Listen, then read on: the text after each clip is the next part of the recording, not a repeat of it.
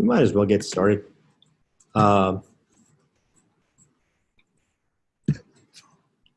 So my name is Foad. I am an education consultant. I am a psychologist. I teach at New England College.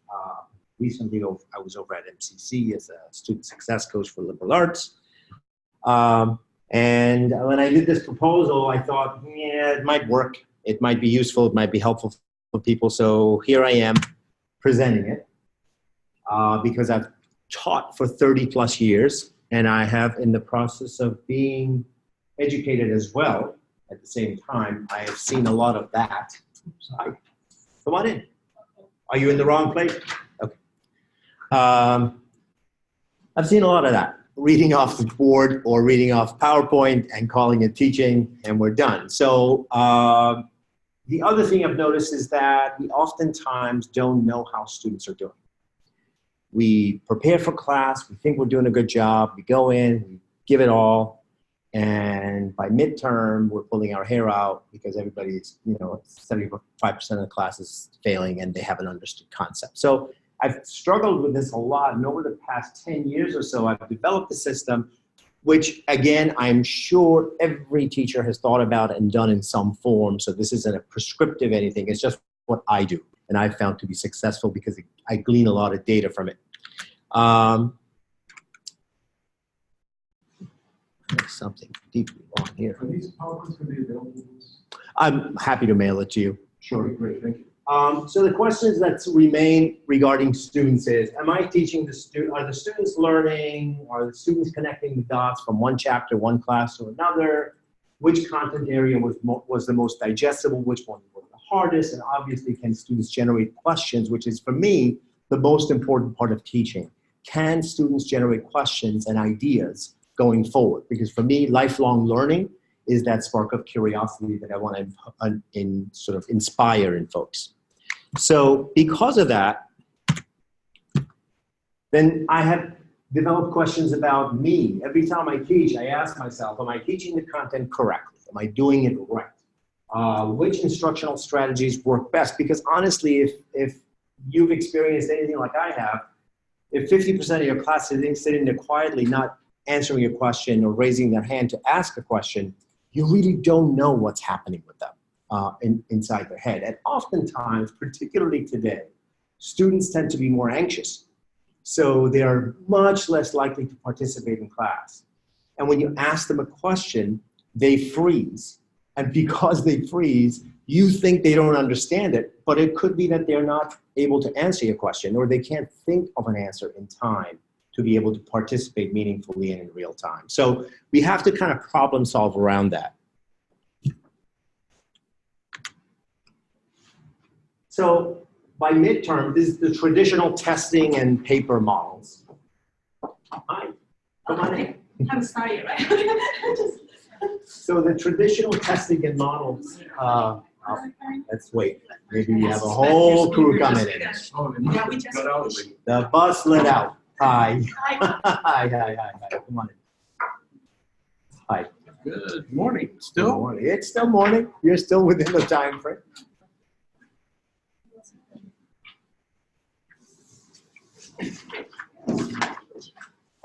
Great. I'm going to just briefly review what we've talked about. We've had a few slides, but nothing extraordinary you've missed. My name is Foad. I'm an education and psychology consultant. I've worked as a teacher for many, many years, well over 30 years at the college level. And so in the process, I've discovered that it's very difficult to know, are you teaching correctly and are students learning? So those are the two fundamental questions that in the previous slides I've broken down into some parts, but when we get through it, I think we'll be able to all catch up. And so this is not a system, by the way. My disclaimer to all of you is, you're not going to learn anything revolutionary or new today. I've had so many workshops where I go in and the presenter is presenting like they've got this nugget of truth that nobody knows. Everything here you know, and you've probably done it at some level, some point. I've just synthesized it in a way that is successful for me, but the system is flexible enough for you to do anything with if you wish. Both for, by the way, lower sort of introductory classes, as well as adaptable for much higher level. I've taught graduate school using this model. So the problem with our assessment, regular assessment of, papers and exams and those things is that by midterm, usually when we have our first examination, it is late in the game to figure out what people have learned. Your students should not have a surprise by midterms. Though some students will be surprised no matter what you do. I'll tell you a quick story about a student that I had teaching class in understanding creativity. It was a 3-hour class. We generally did a project, did the concepts and did a project. Half the class was a concept presentation, half the class was applying those concepts to a project. And he would inevitably show up halfway through after we had done the concepts and could never participate in the project. Naturally. So at the end of the semester, and by the way, he got an F for midterm. At the end of the semester, he came to me and said, so what am I missing? Oh, by the way, I forgot to tell you, he was always hot. He said, what am I missing? I said, motivation and effort. He meant, what am I missing by way of homework so he could make up his grade? But by then, it's just, you can't. And even by midterm, you know that it takes a lot of effort to pull through and trying to fix things or bring your grade up. Hi. Sorry. It's okay. It's okay. Papers do not offer enough feedback for content material. I find that papers are an excellent way of understanding a student's understanding of information and synthesizing it and going in depth. But if you're teaching a developmental course, it's really hard to get all of the content that you want to evaluate in 1, 2, 3, 4 papers. So, and tests definitely don't offer enough depth and breadth. So you've got papers that do depth and breadth, tests that don't. And can you combine them? Sure. But you'd have to do it frequently enough, and by then you're just testing people to death. And none of these, by the way, really allow us to get an live, in-person, in-the-moment evaluation of our own teaching and the students' learning. This is what I call an in vivo feedback. There's nothing that's coming back to us right away that says, oops, you missed this concept. Oops, students didn't get this. So for us as instructors, and for me, teaching is about improving your instruction all the time, and tests are my only feedback. So for me to have an instrument that allows me to get that feedback regularly is really important. So I think these slides are really off. Pardon me for a moment.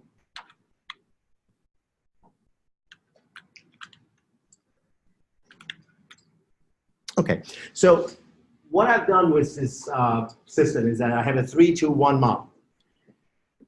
I offer students this sort of pathway to tell me 3 things they learned, 3 salient points. And of course, sometimes you have to define what salient means. So be careful using that word.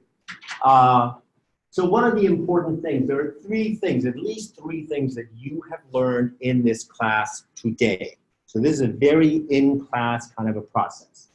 And then I want them to understand, to give me 2 things they didn't understand or they want to know more about. And then I want them to get 1 idea out of class that they want to research more about. So why do I do this? I'll get into it in a little bit. This 3-2-1 model is, first of all, easy to understand. And secondly, it front loads knowledge. In the middle ground, it sandwiches mistakes, errors, and failure. And by the third one, you have at least 1 question of curiosity, 1 thing that makes the student say, all right, what's happening in this course that in this class, this particular class that I'm very interested in. The benefits are, to the learners, the students, is that when you ask a person, you will be learning at least 3 things today, and you need to report that back at the end of the class. You're telling them to get a learning mindset on. They will be listening for those 3 things. Now, they may give you the 3 things you didn't think they were going to give you, which is incredibly important information. I'll give you some examples of that later. But nevertheless, you put the student in that mindset. And as a person who studied psychology for God knows how many years, too many to say, what I've noticed is that if you're mentally prepared to do something, your attention, concentration, and memory is much better than if you walk into a class with no ability or no mindset of, oh, I'm going to be learning important things. I personally have noticed in my classes, whether they're graduate or undergraduate, actually it doesn't matter. A lot of students come in, there is no preparation for this is a learning environment. That they come in sitting up saying, I'm going to learn. They come in expecting some being fed information, but learning is different than that. Learning is actively listening to the content and understanding it. And by telling somebody, you will have to report back to me by the end of this class at least 3 things you've learned or 3 important points, you're setting their mind on that path to pay attention and create a memory set. The second, probably more important thing is that it normalizes failure. When you ask students to give you 2 things they don't understand, what you're implicitly saying is you will have at least 2 things you don't understand. Okay? That equalizes everybody. If you're a student, you're looking for things you don't understand.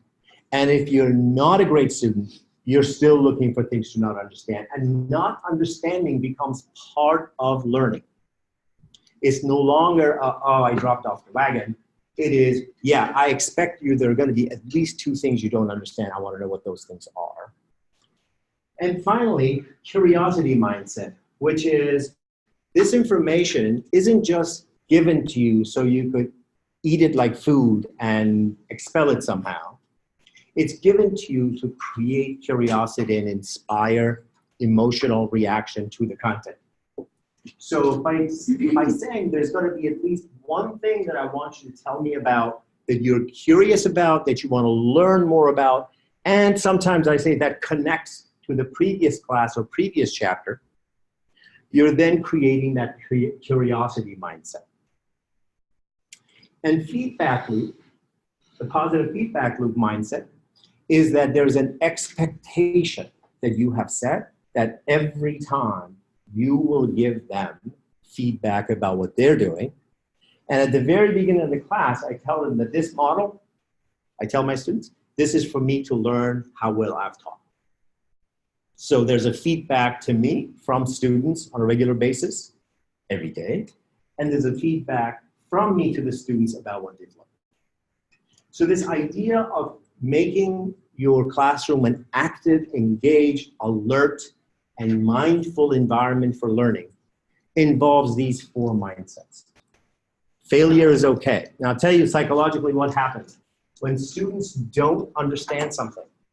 And if you don't give them the failure mindset, they stop thinking. The minute they don't understand something, they stop thinking, and whatever you're teaching afterwards is going to be lost on them.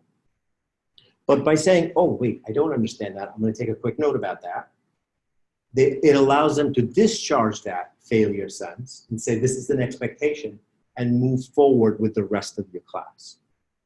Does anything I've said make no sense to you? Do you need me to clarify anything at all? Some of you came in halfway through. I want to make sure I'm sort of clear. Perfect. Anything newsworthy here, by the way? At the very beginning of the class, if you weren't here, I told everybody, there's nothing I'm going to tell you you don't know. As experienced faculty, I'm just sharing what works for me. This is nothing that's like on sale. It's not a curriculum thing you have to buy or anything that you haven't done yourselves in some way. I just synthesized it and tried to figure out what is the rationale for why this thing works. Because I tried it for about 5 years. I improved my own teaching and my students' outcomes really improved. And then I decided, okay, so there's got to be something to this. Let me figure out what that is. Okay. Sure. I did come in late, so I don't know the full story of everything. How do you get that feedback? You're asking for feedback. How does that come back to you? At the end, I promise. The system will clear itself up. Now I'm going to tell you why we're doing it, and then we're going to tell you how we're doing it. Okay? It's actually pretty simple. So the benefits of that data set, so that's the benefit to the student. The benefit of this data set for us is that we understand which concepts are harder to understand, which was easier. That gives us a very interesting cue about, am I going too easy on the students? Am I going too hard on the students? What's the challenge level for this thing?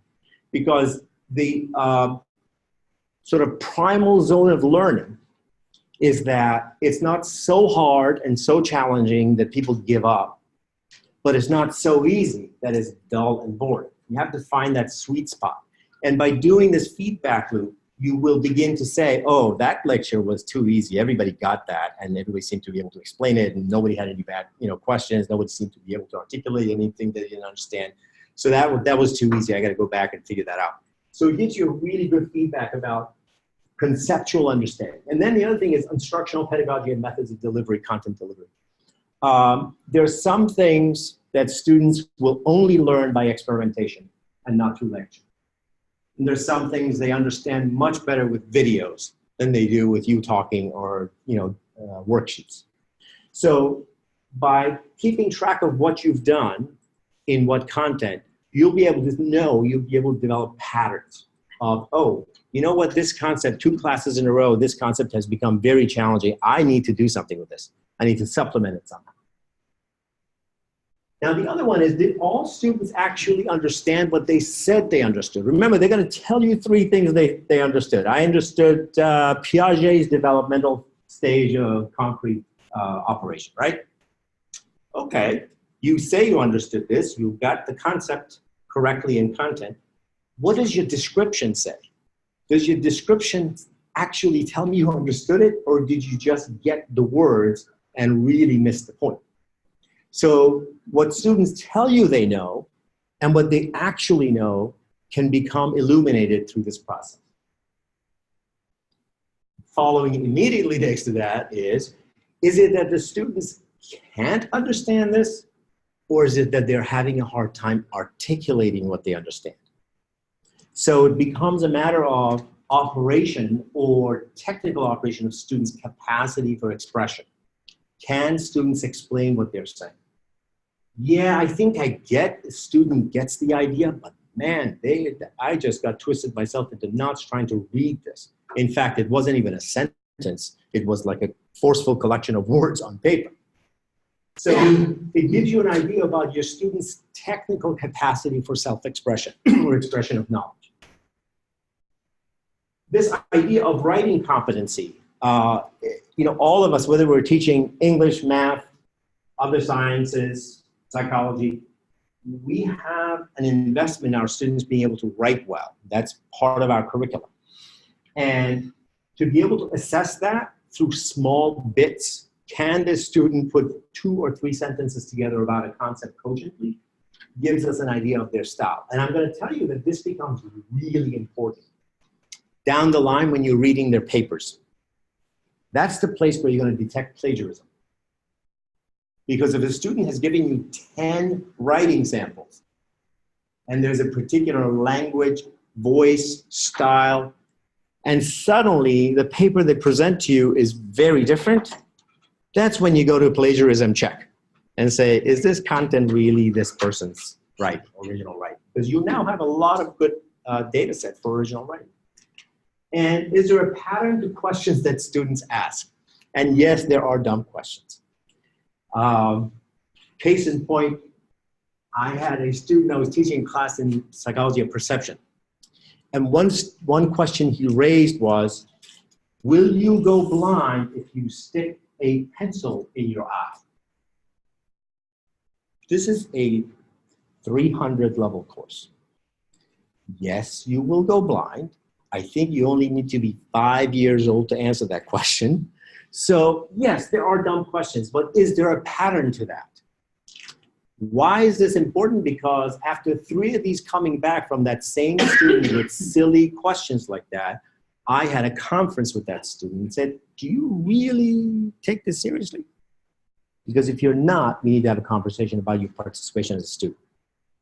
So this is important because it shows you patterns, and all of these really begin to become really good data sets. explain, I came in a little Sure. later, the IALAT, is that? Oh, it's incremental learning, incremental assessment of learning and teaching. Oh, okay. Yeah. Okay. Okay, sure.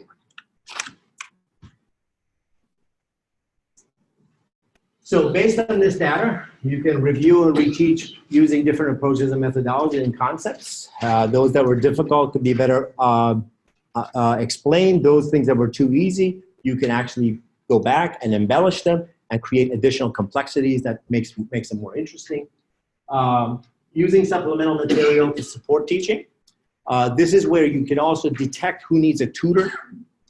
These feedbacks, after about 3 or 4, you can tell exactly who needs a tutor, who needs to go to the Learning Center and get some additional support, either for writing or for content. Create additional challenges for those students who cannot produce sufficient content and they don't understand.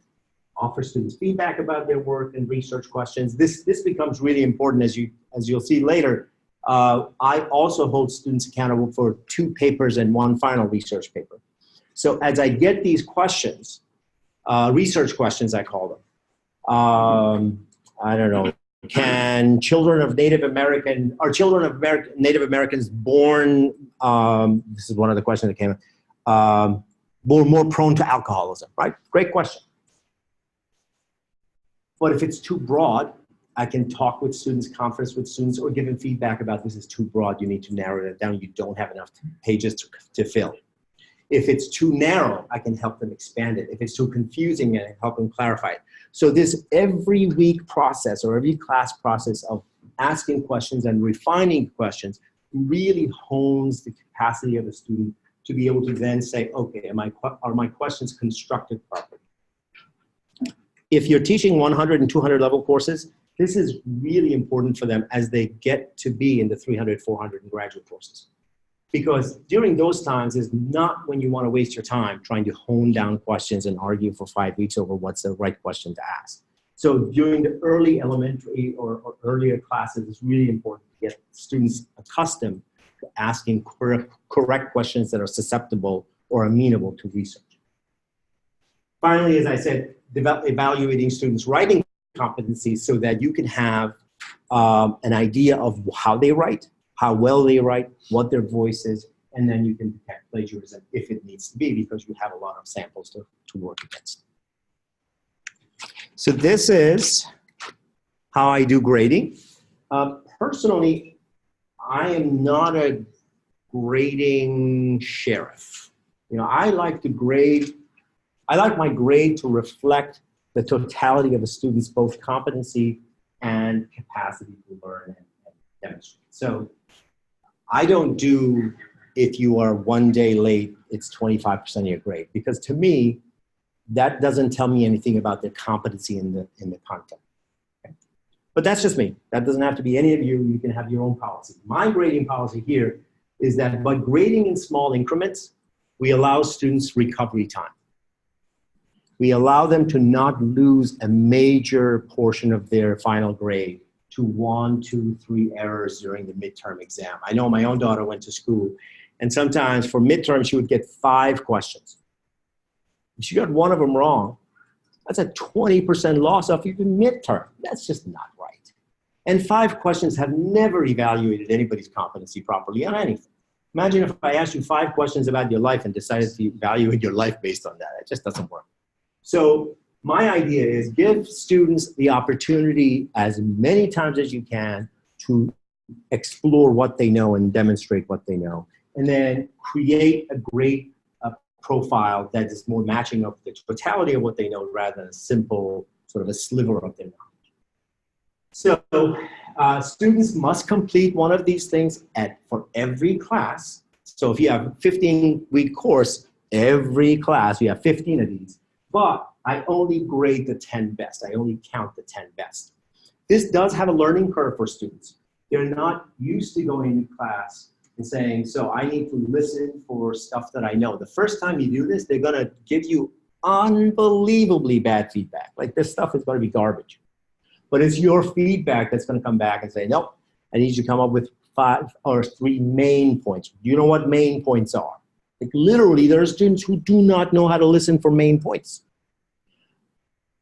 So what I do is I take those 10 and give each of them the top 3 main points 2 points. And I do incremental grading, by the way, based on my rubric. So you can get 1.5, 1.8, 1.7, and times 10, they get maximum 60%. Then I ask them to do 2 research papers. Remember those 2 questions I asked them the 1 question every time? I have them pick 2 of their favorites that we will refine and have them to do 2 5-page papers. And that gets done at the end of month 1 and at the end of month 2. Or whatever, if you have an 8-week course, you kind of proportion that way. And each of those receives 10%, that's 20%. And then they can either choose one of those, now that they've learned how to do research, they've learned how to do proper citation and good writing. Now they take one of those papers, or they can take a brand new concept that they either generated or from the other ideas that they did not write about, and write a final paper. Okay, that's a 7 to 10 page paper. Usually it turns out to be 7. And then we use all of the feedback that they've gotten throughout the course about their writing and refinement of questions and so forth, and use that for evaluation in the final paper. So that generally gives me my 100 points.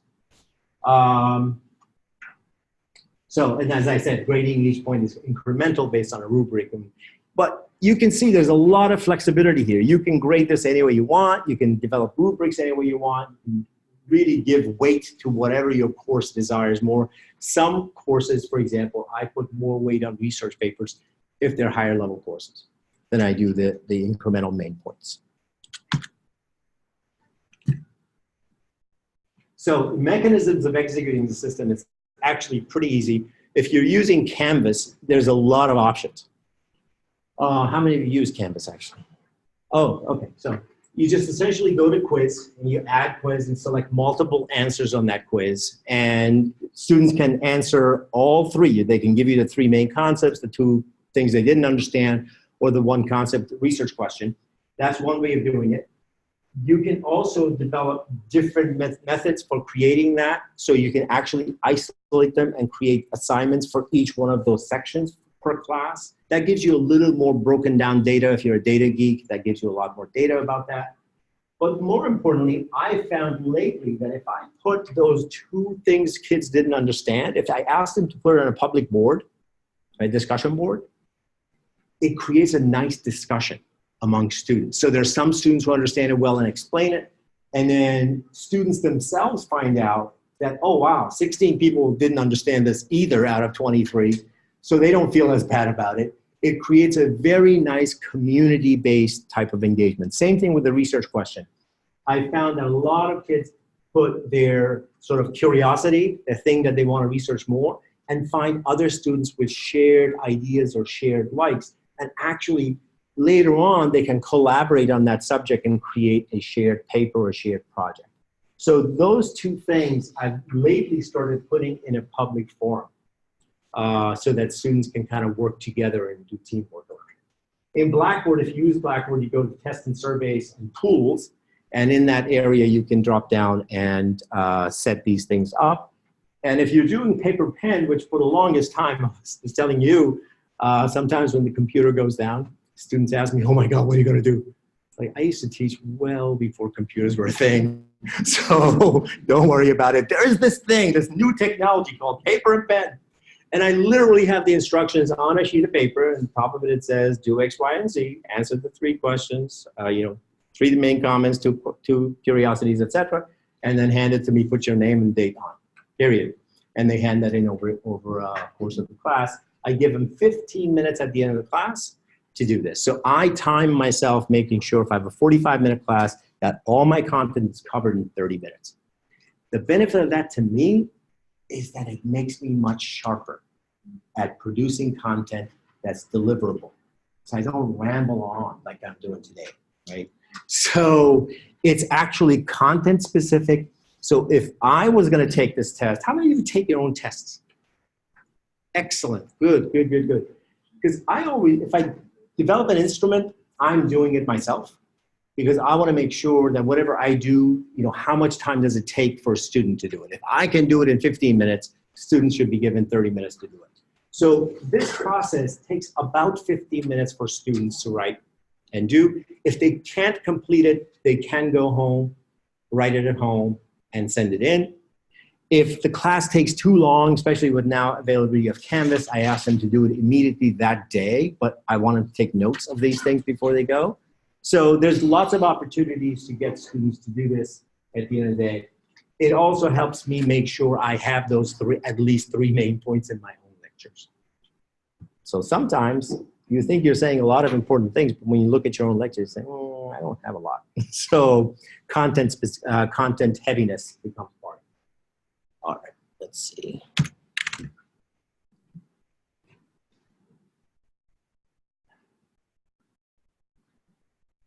I think part of my teaching, the reward of my teaching, is when we engage students.